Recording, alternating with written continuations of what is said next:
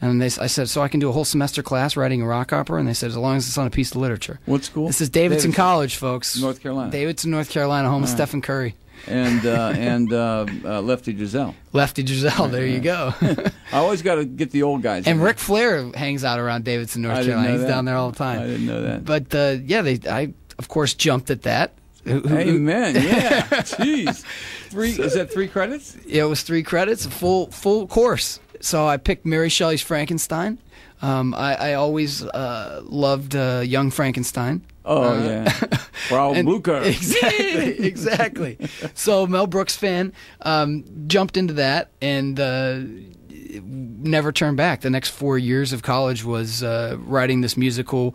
You took 4 years to write it? I got credit to write all the sketches for all the songs. But then I went and for the next 4 years worked with John on recording it in the studio. Okay. And John started helping writing some of the songs. And so it took you 4 years to do 4 years to make it. 4 years to write it. Did it get published? Well, we own the publishing rights. I mean, did it become famous? And yeah, I mean, people buy it. People buy it. People perform it. You know, we have high schools perform it. Yeah, we get our ASCAP royalties and stuff like that. How much do you get a year? It's our number one. The record label that John and I would go on to start that we own in the Twin Cities. Frankenstein the Rock Opera is still our number one seller. Is that right? It's the only seller. No, it's not the only seller, but it's our number one seller, which is tell me what kind of royalties do you get each year from that? Oh, I mean, it probably ends up amounting to after CD sales and everything, a couple $1,000s. But it's not, it's not. But people are buying it. Yeah, people are buying it, which is. Do you get calls and emails? We're out of the music business because of that. The fact that it's so low, yeah, a few $1,000s. All right, but anyway, so you had a business. You're in college. You've already written 2 rock operas. Then you decide to start another business, which is that was the study abroad. Study abroad. Tell people about that. Well, what happened is I went. We did Frankenstein. We did a little national tour. We did some performances in New York, and that went well. On stage. On a stage there, we had. No, I'm not a performer. Okay. I'm not a performer. But, we hired people there. We had auditions. We had actors. Did you write? And there was lines and stuff like this is an actual play. Is this Young Frankenstein pretty much to the tune of your music? It's more serious. It's more like it's darker. Okay. It's very more dark macabre. And intense, more macabre. So it's back towards the original Mary Shelley Frankenstein. Exactly. Okay. So we really wanted to make a true version, a true version of the story. I mean, it's amazing, it was Mary Shelley and Percy Shelley and Coleridge and all them. People don't realize what the movies have done to a great story. I mean, Frankenstein is a tremendous metaphor. Well, most people think that Frankenstein is the name of the monster, but it's actually Victor Frankenstein is the mad scientist, and the monster's the monster. and the movie is a metaphor. It's unbelievable. Yeah. And to think that Mary Shelley wrote it when she was 18. She was also a woman, I didn't know that. And they didn't even let her publish it under her name. That woman was twisted. Wouldn't you like to go out on a date with her? Huh? Oh, yeah. 18 years old, wrote Young Frankenstein.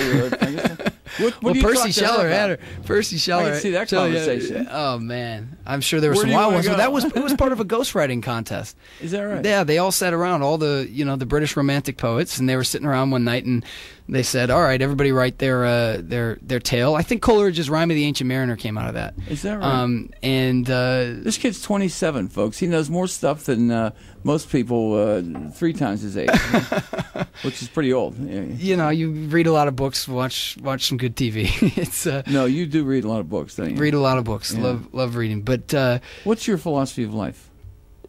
Go for it. Yeah, you just flat out. Yeah, you just gotta you just go for it. It's shove it into overdrive, man. What else are you gonna do? That's my philosophy. Exactly right. I've never seen you didn't have a smile on your face, and you're just full of. Yeah, I think my philosophy is just I love my life. Do you ever get angry? I love my life. Do you ever get mad? Yeah, I get angry, but I don't have That's also usually a waste of time. Yes, it is. What's that line from Will Smith? He goes, "Hate in your heart will consume you too." Yeah, it's a great line. I get angry, and I have plenty of my own weaknesses and things I have to. What are your weaknesses? Deal through. I think sometimes I'm not detail oriented. I have a tendency to, I think, just pass over the details sometimes, and also not. You're welcome to the world of being an entrepreneur. All right, let's talk about your next business. My fiance could tell you my weaknesses better than I could. Yeah. All right, what's her name? Tara. And when do you get married? September 5th. Labor Day weekend. Fast, yeah, wow. if she's still gonna have me. I've been on the road so much. I'd be lucky if I still have one. Is she here in town? She's here. She's a Pittsburgh girl. She's from listening? Edgewood. I hope she's listening. All right, good. All right. Hello, Tara. That's a great name. All right, so here you Tara are. and Ty. It's TNT, man. TNT. Dynamite. Can't go wrong. They can't go wrong. All right. Tara Morse. Okay. So is she going to change her name or keep her? I said you can do whatever you want, and right. I think she's thinking she might change her name. Okay, we'll see. I think that's still up in the air. Okay. I don't know, Tara. Let me know what you're going to do. The paperwork, it's good. It's due that day, so you got plenty of time. All right, so now let's talk about this other business you started next, which was your study abroad. This is a great idea. Yeah, well, the one before that was when John Hendricks, who owns Discovery Channel, saw Frankenstein. Oh yeah, sorry. This story gets better and better. All right, yeah, you're right. So Discovery Channel. He owns Discovery Channel, and big privately owned company, great success story. He had seen the musical. I didn't know it's privately owned. Yeah, okay. He had seen the musical, and when I worked there, it was. Okay. I don't know. I think it still is. What's his name again? John Hendricks. Is he from Long Island? I don't think he's from. I think he's from D.C. Okay. All right. Okay.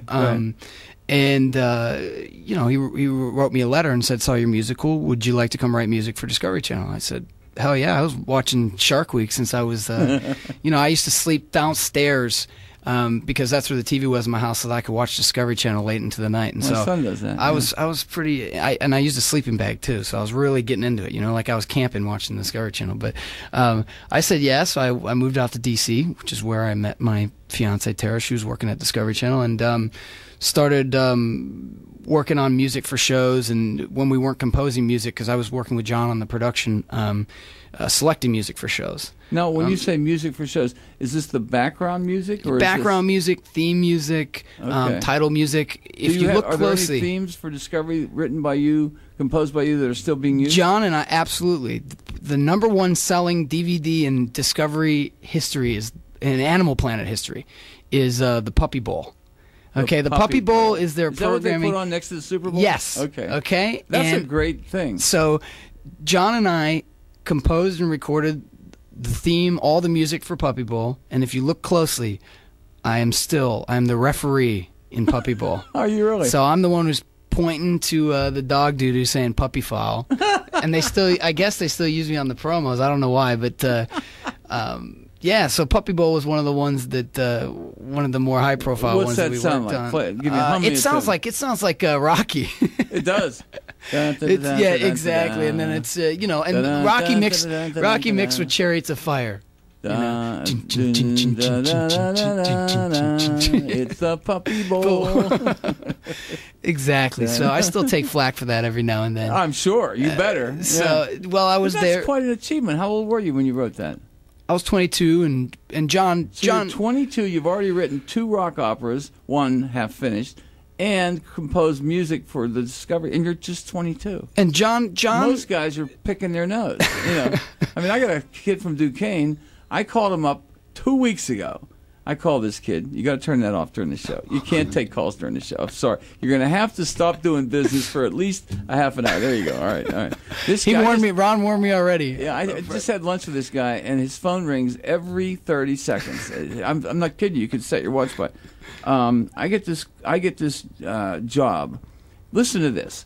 The job is go into NFL training camps and report on fantasy leagues. So you go on a talk show and you talk about the status of players, and you get a press pass, and you get to go into these NFL camps and see how the players are doing, and that's your job, and you get paid to do this. All right. So I had a student that had written a paper for me, or I actually had to come up with a business idea, and it was about sports. He was a sports junkie. So I had the guy that was looking for this kind of kid. I said, here, call this kid. He loves sports. He will do this. And my guy calls him, all right? And it's all on a tee. All the kid has to do is show up and go get him.